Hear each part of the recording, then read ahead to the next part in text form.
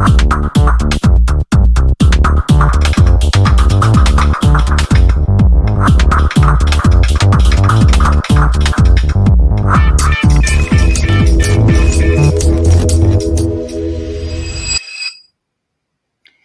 there, and welcome, Virtual Space Hero community, to another live show talking about hybrid and remote working environments. So, thank you very much because we received so many requests and questions and also suggestions for topics this year when we talk on the Virtual Space Hero LinkedIn live stage that we're still working to process all your suggestions. But for today, I picked up on all your questions, and let me just tell you that there were several ones that came to me several times, the same question. So we are happy to pick up a topic that we see that is really having a huge importance in today's organizations. So we are talking today about health and well-being. And I'm more than thankful and happy that I have one of the experts of the leading and biggest remote companies from the globe on my LinkedIn live stage. And with that, I'm already welcoming here Betsy Bola from Gitlab. Hi, Betsy. Hi, Barbara. Thanks so much for having me. Thank you so much, Betsy, for accepting my invitation, for making space in your calendar. I know that it is full of speaking requests because GitLab is the number one source for all things remote, right? So I assume that you're having a lot to do now. Yes, it's a busy time, but we're thrilled to be able to help other companies really navigate this transition and this change and be able to embrace this future of living. Super thankful because GitLab is the source. If you need anything, just go to the GitLab webpage, or even better, go and check out allremote.info. That brings you directly to all the essential information about remote work. But Betsy, I would love to start to ask you and to share a little bit about your background and how did you end up with GitLab and being an all remote evangelist, right? That's how you call yourself. Yes, absolutely. So, I have worked in a number of different organizational design setups. So I had been part of a co-located environment, hybrid organization, and then GitLab was my first experience at an all remote organization. So we have 0 offices. We've been remote since inception, and we have more than 1,300 team members across 65 countries around the globe today. So it's just a really cool experience to be part of a company that's so intentionally asynchronous and allows people to really have that autonomy in their lives. So it's been a wonderful experience for me. And I came actually from the talent brand, employer brand space prior to getting into the all remote space. So it's something that drew me to GitLab, and it's been really exciting to be able to be part of a team that is helping other companies embrace this as well. So my team has helped document all of GitLab's remote work expertise, and we've put it into this extensive collection of guides that you'll find at that allremote.info link. And so that's, our goal is really to help other companies and other individuals be able to figure out how to make this transition and do it in the best way for themselves and for their teams, so that they can embrace this future of work as well. Fantastic. Thank you so much. Betsy, you have said that also mental health and well-being is very important for yourself. What do you think happened in the past 2 years, why it became even more important? We do know that mental health and well-being became important even also in in-present settings, but the past 2 years changed. So what is going on? Absolutely. So it's interesting because it's something that, companies should have really always been focused on. But I think it was often sort of swept under the rug as a topic that should be dealt with, outside of work, and that it was really a taboo subject for a lot of more traditional organizations. And so the past 2 years with a global pandemic has made it so that it's really impossible to ignore. We've even if you had never worked remotely before, you're suddenly connecting with people in a virtual setting. You're literally dialing in many times, directly to their household. And so you're no longer able to have that separation and be able to ignore those things, which is a great thing in many ways because it opens up that conversation. And so we've been really grateful to see companies really embracing that and understanding that supporting their team's mental health is just as important as encouraging people to be, physically healthy and to be able to be more productive people, but also then to bring that productivity back to work. So it's a big circle, and it impacts everything about your business. And really being able to create like an inclusive environment that makes people feel like they belong as a human and not just as an employee. Absolutely. I wrote a post about our today's conversation, and I started with picking up on a quote from Gitlab's webpage: "Do not celebrate working long hours." And I Right. find that so powerful because this is what very often is happening in many organizations. So, what do you think about that at Gitlab? Well, do not do it, but how do you sort of embrace it, live it? Yeah, that's a really important one. And it's sometimes counterintuitive because you certainly want to show gratitude for people for the things that they do and going above and beyond. But where the balance is or where that line is knowing where someone has overworked and then not setting that as the new status quo. So we really encourage managers to be looking out for this. There are going to be times where people are working on a certain project or a sprint that is going to require extra, effort from them or working longer hours than usual. But that should not then become the norm for that person. And I think that's something that in the past, people would celebrate the person that stays the longest in the office or who, is logging back online at night when they get home. And what we're realizing now is that that does not necessarily make a person more productive. In fact, it can immediately lead to burnout, which means that they're going to not be able to complete their projects and be as efficient as they could be if they were, living a healthy balance. So that's where we really encourage managers when we're having conversations with other organizations to set those boundaries and know where they need to step in and encourage their team to not celebrate that overwork and the lack of balance in their lives. Very important message and very important cultural changes that we need Yeah. to embrace when to do it. And I've heard about, and I've worked even for an organization who switched off the servers at night in order to sort of train or educate or change behavior in their managers to not work and Right. give a bad example during night. Yeah, that's and it's interesting. I think it depends on each organization because part of the reason that GitLab and the way our asynchronous culture is so life-giving is that, it doesn't matter what time I choose to get my work done or you may choose to get your work done, especially for a team with people in so many different time zones. Absolutely. So it's that autonomy and the ability to choose when you are at your peak productivity or when you want to be offline and making those decisions for yourself and being a manager of one is part of what gives you that kind of freedom in your life that is so beneficial to your mental health in the end. So I think, it's an unlearning of some of the things that we traditionally knew about work, but it's so important to be able to do that self-discovery with yourself and with your team. It needs a high degree of self-reflection and self-awareness. And coming also myself from very traditional organizations, we do notice that if we don't have a high degree of self-reflection, self-awareness, self-perception, this switch, this move can be rather difficult for employees or take longer, or managers. Absolutely. And that's something, I think it requires a lot of experimentation, which sometimes scares people. But being able to come in, especially if it's your first remote role, and figure out what that routine or lack of routine, for some people, it's better to not have a routine and have every day look different. But figuring out how to sort of experiment with your day and having the freedom to do that is hugely important, not only for you as an individual and your own lifestyle and the balance between work and life, but also for a team that has a diverse set of individuals with lots of different needs and preferences and everything else to be able to work well together. They have to really go through that individual self-discovery to know then how they can come back and come together as a team and work well. Absolutely.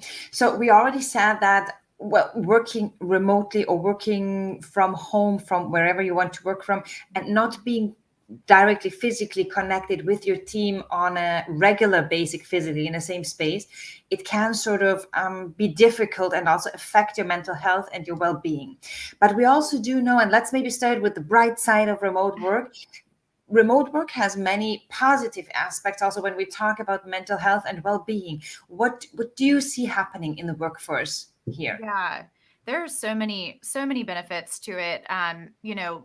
I think a lot of it again comes back to that autonomy that you have. So whether you want to optimize your life to spend more time with your family, or you want to optimize it to be able to volunteer in your community or pursue a hobby that you love, you no longer have to restrict that to a weekend or after work hours. If you really are part of an organization that truly prioritizes asynchronous workflows, you're able to do that during the workday. You can work a nonlinear day and be able to have more time for the things that you love. So just having that flexibility and that ability to shape your life around, or your work around your life and not the other way around, gives you a lot of freedom, to live a better life in general.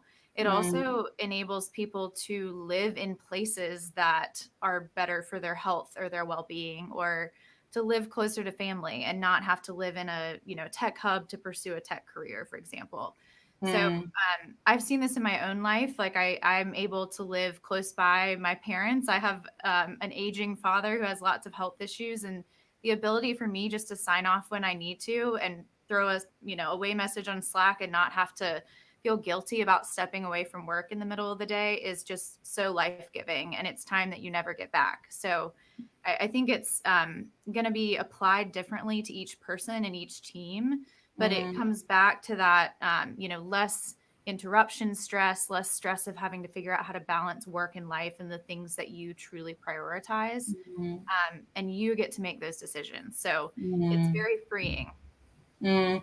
And it's fun because I'm also thinking about my personal situation. So both of us, we are remote workers and we have a 1 year old. And so, for example, I thought from the very first moment on, it's so fantastic how much my husband can be part of Simone growing up, because that is Absolutely. amazing. Being home, and of course, you go just out because we have our own home office, the dedicated home office, which of course is a luxury, because without that, working from Yes. home with the boy plus the nanny, that would be sort of much more challenging. But it's like a quality of life that is amazing. In breaks, you go out, you have the baby boy. I was able to see his first steps, of course, as well, being there, and that is just things and moments that you don't want to miss.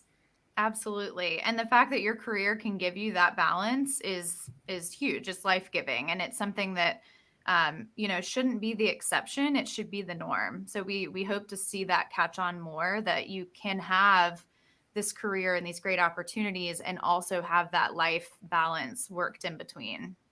Absolutely. So we do know that there are many positive aspects and benefits of remote work for mental health, but there are also the challenges. Some of them we already touched upon, and it's also coming from my personal private experience. I do know that, for example, my husband, he is not as easy, or he suffers, or not he suffers. For him, it's more difficult to connect to work when being home, for example. Right. For him, home is home, and so therefore disconnect from the home environment, it's Yeah. more challenging for him. What other challenges of remote work do you see? Yeah, it's interesting because a lot of the challenges that you might see that are related to mental health or any kind of wellness topics, you'll see also in a co-located or a hybrid environment, but they're just sometimes easier to spot in those settings when you see someone, sitting at their desk every day versus when you're connecting virtually, it can be a little bit easier for those things to float under the radar. So things like isolation and burnout, we talk about more specifically because that can often happen more quickly in a remote environment if you're not being intentional about it. So, especially during the pandemic, I have to bring up that clearly we've all been through this unprecedented 2 years, and it doesn't matter whether you were working full time remotely before that or you just started in like a forced work from home situation at the start of the pandemic. That was not normal remote work for anyone. And whether it was that you had your children or your spouse or your roommate at home, or maybe you live alone and you were more isolated than ever, that experience was challenging for everyone. And so, I think a lot of people sort of got that hyper that intense experience and categorized it as this is how remote work always is, when really there are a lot of things that during more normal times we're able to do to combat and balance out that isolation. But even during this time, we've really focused in on all the ways that we can connect as a team virtually, and um, focus more on informal communication and making sure that we're reaching out to each other and having coffee chats and connecting as humans. Those things are so crucial, because you want to be able to look out for each other and identify in someone else when there's something of concern. One of the things I love at Gitlab that we have is a Slack channel that's called Mental Health Aware. And people are sharing resources, they're asking questions, they're reaching out and saying, how did you go about finding a therapist? And these conversations are just not things you would traditionally have expected to happen at work among coworkers, but it just removes that taboo and allows us to really like break through that boundary of being able to get to know each other as people, and then bring those conversations up at work. And it makes us more connected as a team and able to kind of feel vulnerable and surface those issues as they come up. So the challenges are there, but I think the bottom line is, with intentionality, we're able to not only meet those challenges, but actually help people live better lives. And I think the one thing that you already bring up would have been one of my next questions. It's about the role of the team workers, your colleagues, because Yeah. what you're saying is that you have one channel, one Slack channel here where you help each other. But what are other possibilities, or how do you train your team members and your leaders so that they spot when a colleague is not doing well if they don't see each other? What would be some sort of processes or things that they do? It really, we call it a team sport at GitLab. So if you think about it, that kind of everyone has their own role in that. So we'll talk about it in sort of three layers. It starts with leadership, and it's up to the leadership to create a non-judgmental culture where these topics are okay to bring up, and not only okay, but encouraged, because it's something that we want to talk about and we want to be open about. Then you look at the manager level, and it's really important that managers are intentional about knowing in their direct reports like what questions to ask in one-on-ones, knowing that they need to have these video face-to-face one-on-ones to be able to see someone's reaction, see their facial expressions, really ask them how they're doing in more than just a how are you, fine, cool, okay, let's move on to work. So really making sure managers are trained to ask the right questions that don't just end in a yes or no. And then on the third level, we talk about team members, and it's up to the team members to be really open, have enough trust in each other and their managers to be able to be vulnerable and surface these issues before they get too extreme. But that doesn't always happen. So when it does get too far and you're experiencing burnout or high levels of isolation, we have lots of tactics for other team members to try to either reach out to each other or encourage someone to, hop on a social call, or maybe it's sharing a resource with them that we have through our benefits package that helps connect them to a therapist. So really, it starts with kind of making those connections as people, and then being able to, connect each other with the right resources. And a lot of that, the foundational piece there, is being able to have all of your mental health resources documented. So at GitLab, we have a company handbook that's publicly available, so anyone listening can go search it. And within that handbook, we have a whole page about mental health and all of the resources for our team members, all of our norms, like the things I'm talking about are all written there so that people know that we're very serious about these topics. And it helps team members and managers know how to help each other through these times. So there's lots of habits that are important there, like setting boundaries between home and work, and different tactics for Slack and how to turn off your notifications and things like that. But I think what it comes down to is knowing that everyone plays a role in this, and it's really that team sport. What I really like is about what you're saying is that everybody plays a role. So it's Yeah, not only the manager who should be reaching out or who is the one that he or she reaches out and asks explicitly in the one-on-ones, but right. also team members taking care of each other. Yeah. And a lot of it is about modeling too. I think not only just managers modeling behavior, but team members. This company at GitLab was the first time that I felt comfortable with, in your Google Calendar, for example, you may put that you have a doctor's appointment when you're out for something like that.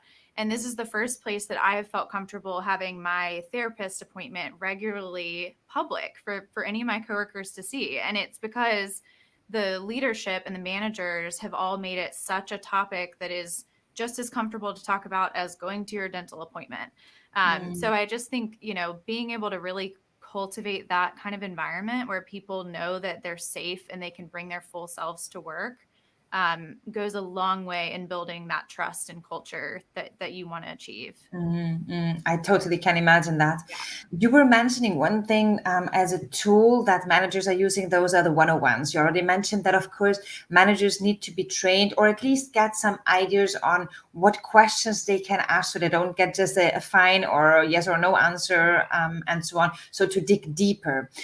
And I find it very interesting. And I'm discussing that with many organizations that I work with because we do know that out of the management literature, one-on-ones have been there for decades already, and not only in remote or for remote organizations, but still I do see that many organizations, also in-presence organizations, do not really have them implemented. And also now I see that many organizations who are now moving towards a more hybrid or virtual setup, they are still not placing the importance on one-on-ones.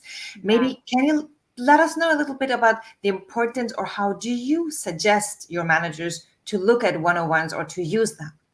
Absolutely. We actually have an entire handbook page about one-on-one. So I would Yay. encourage you to look that up, to any of our listeners to look that up, because it outlines what we expect of our managers as far as hosting one-on-ones. So um, we encourage people to do it weekly, and there are different cadences that might work better for a certain team or certain size team. And occasionally, this week, for example, my manager and I have an async one-on-one because we both had things going on where we just needed to not have that video call that one week. But you want to try to really have those touch points as regularly as possible. Again, so that you can get that face-to-face contact with somebody and see their reaction when you ask, are you going to take some time off soon? Or tell me how you felt about completing XYZ project that they worked, overtime on, and try to kind of get to those conversations that really open up whether this person is experiencing burnout or is getting close to really needing some intervention. And being able to have those conversations is invaluable, because you're going to be able to surface those issues long before it becomes something that's more out of control. So, there's these one-on-ones are something that is really important to prioritize as a synchronous moment, even in a organization like GitLab that does have a bias for asynchronous communication a lot of the time. That's one you want to prioritize and make time for, because it does give you that ability to connect as humans. Thanks a lot for sharing that experience. So, if you think about synchronous and asynchronous one-on-ones, because I think, of course, synchronous one-on-ones is one thing, but asynchronous one-on-ones are still like more rare to find out there Yeah. in the virtual space, or in any in-presence organization. How would that work? How is that working for you? Yeah. It's funny because I say that without even thinking about the oddity of it to some people, because it is at GitLab we have live doc meetings, so we have such an emphasis on documentation because we work asynchronously. So it's crucially important to not only have our handbook and our documentation, in the GitLab collaboration tool, but also for any meeting, we want to be sure there's an agenda attached to the meeting ahead of time, where not only can you add the topics that you want to cover, but you can also take live notes during the meeting. And that applies to every type of work meeting. The only time you wouldn't have an agenda is for like a coffee chat where you're just trying to, have a conversation. Mhm. So during a one-on-one, we have a running document that's attached to the invite every single week. And that document between my manager and me has this list of all of the topics that we want to cover, the things we've covered in the past. So I can search in it. I can link things that I want my manager to look at. And just we keep a list there. So when you're taking that that kind of copious notes every time you have a conversation, you're able to then occasionally make those conversations asynchronous. So I might list a few things today that I want my manager to take a look at and link to them, and then I'll tag him in the document. And on his own time, so it doesn't have to be that exact time block on the calendar, he can go back in, take lots of notes in response to me, tag me back. I can go in and look at it again. So it's almost like this asynchronous conversation that's going back and forth between the two of us, but in a time that works well for us. So he doesn't expect me to respond immediately to it and vice versa. But we'll both get to it within, that 24-hour period at some point when it works well for us. So it's definitely a good tool to have, in the back of your mind when weeks get crazy and you're really trying to, either prioritize something that's not related to work, or you're trying to make sure your calendar has more space for that focused work time in it. But it's still very important to have that face-to-face connection when you can, and make that a priority. Absolutely. Thanks a lot for sharing your experiences here. So we were talking about mental health, but we do know that we know we need to watch out for each other. Managers have a particular role as well as role models, but also on how they follow up with their colleagues. Yeah. What do you suggest your coworkers to do for themselves? So, or what are your practices, Betsy? I'd love to hear that. What are your practices to stay well, to stay healthy when working remotely? That's a great question. There are a lot of great habits that we have documented on our mental health handbook page or our mental health remote guide. So I would encourage anyone, you can go search GitLab mental health and it'll pop up. And we'll be sure to link that as well. But it's something, again, that requires some experimentation, but a lot of those things come down to setting boundaries for yourself. If you have a time of day where you are most productive in really churning out the work, block that time on your calendar and don't let people schedule meetings during it. If you're struggling with things like separating your workday from your home life and you work, in your home office, for example, figure out what kind of sort of practice or routine might sort of shut your brain down from work for the day, whether that's turning out all the lights and closing the door to your office and entering a different part of your house. Or maybe it's going on a walk with your dog or your family or your roommate after work to really like make that mental shift. Because I think a lot of people have expressed that in the last, couple of years, especially, that they're really having trouble just stopping the workday and, entering their normal after work lives. And then, I think there are a lot of tools that people can use to encourage each other to take time off. So at GitLab, we use a PTO bot in Slack. And the bot not only just enables us to enter the time that we're taking off, but then when our away message pops up and someone tries to ping us while we're out, it actually will tag someone else to handle that response. So that you're not, getting the notification while you're on PTO or you're offline for some reason. And being able to not only have those things handled, but also see each other's time off is kind of inspiring, because you see the little palm tree on someone's Slack message and you're like, well, I haven't taken time off in a month or so. Like maybe I need to go schedule something. So I think, tracking PTO in a way that encourages others to take it, not limit it, is also sort of like another tweak of your mindset that really helps encourage the rest of your team to do the same.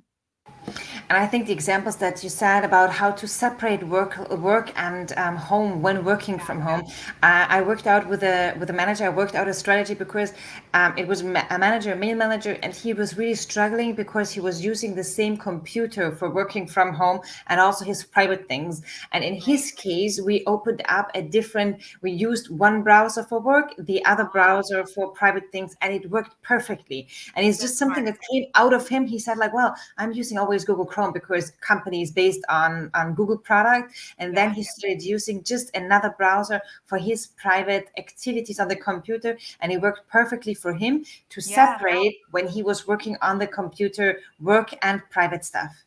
It's so interesting because it seems like these tiny little tactics, but they matter. It's something that I love that people will share things like that because even something as small as I was struggling for a while to prioritize time in my day to go exercise or to walk my dog. And I finally realized I have to just put it in my calendar as a block of time so that even if I don't end up going at that exact hour, it's still sitting there lingering, reminding me that I need to do it at some point in that day.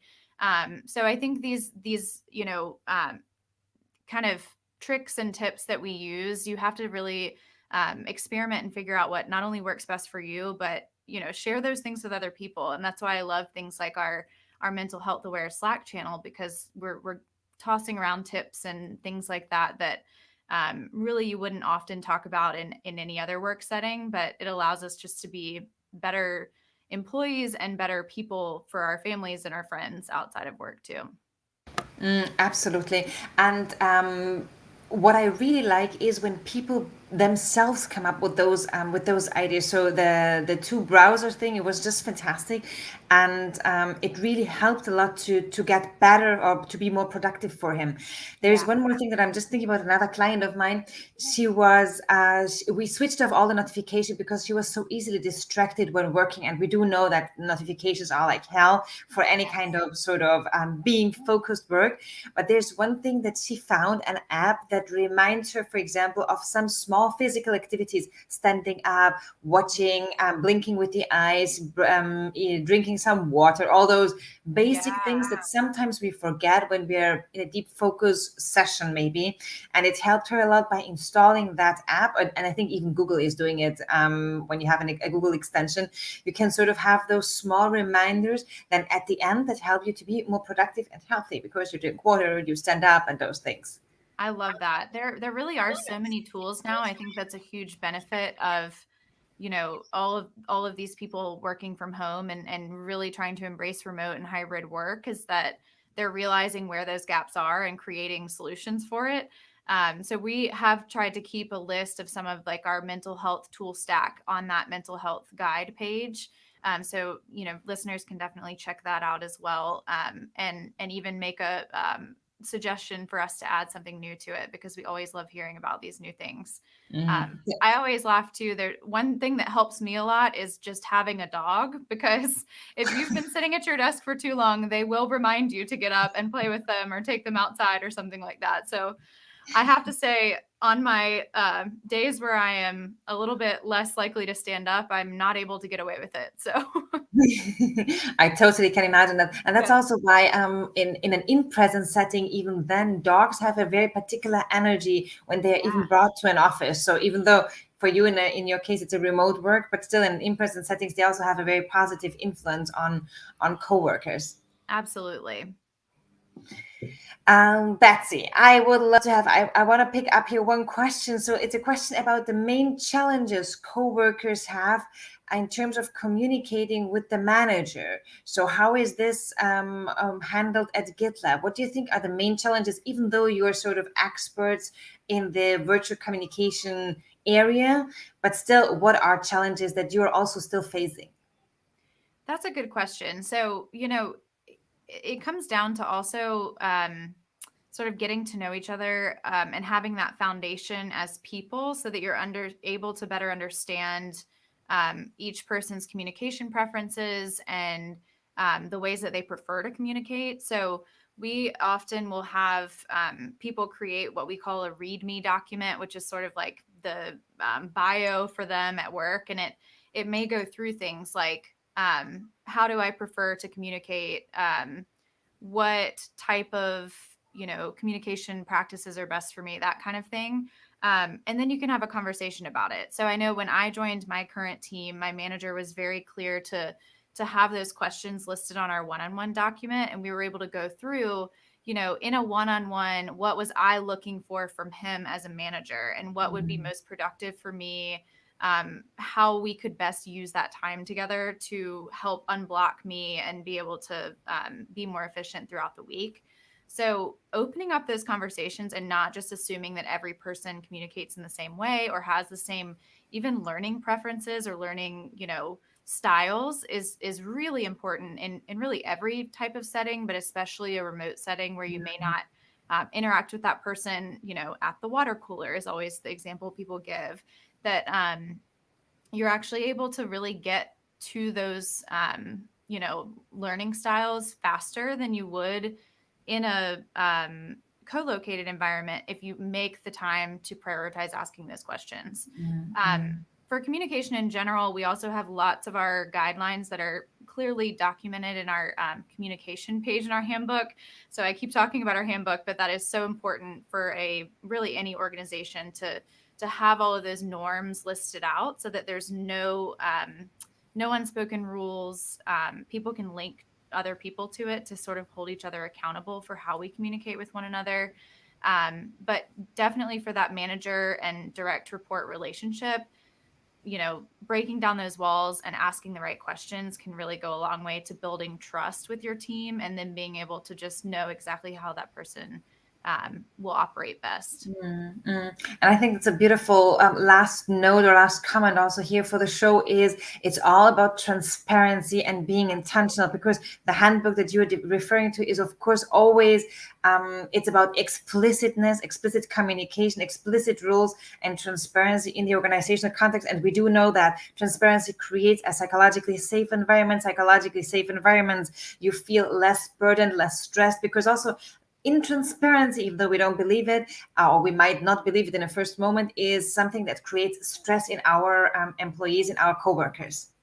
Yep, exactly. And like we were talking about earlier, this level of transparency and the focus on mental health and general wellness, it matters to your level of inclusion in your culture and the ability for all of your people to feel like they can bring their full selves to work every day. So focusing and investing in that sense of belonging is going to not only, build a strong culture no matter where your work is getting done, but it's also going to just make you as a company more productive and efficient and better able to navigate challenges in the future. So we're excited to see so many other companies really focused on it now, and just honored to be able to help steward some of that change too. Absolutely. Thanks so much. Thanks so much, Betsy, for first of all to Gitlab and your team for documenting and sharing so generously all the learnings and your handbook and all the processes that you're working on that you have implemented. And thanks to you personally for making the time and being on my show. Thanks a lot, Betsy. Thanks so much for having me. It was fun. I appreciate it. Thank you. Thank you very much, Virtual Space Hero community. We received so many questions beforehand, and I can tell you we tackled all of them. So I have the list in the background, and I see all of them are marked green. Don't miss out to check our calendar as well. We have all the guests until the end of April already on our webpage. So go to virtualspacehero.com, LinkedIn Live Show 2022, and you will find the lineup there. We are also always open and happy if you want to suggest guests and interesting people working remotely and sharing their practices with our community, to suggest them to us. And with that, I'm saying thank you very much again for being here. Thanks a lot for listening, and thanks for the comments there. I see some of them are already floating in. Thank you very much for being with us. And with that, I'm leaving you to your workday. Thanks. Bye.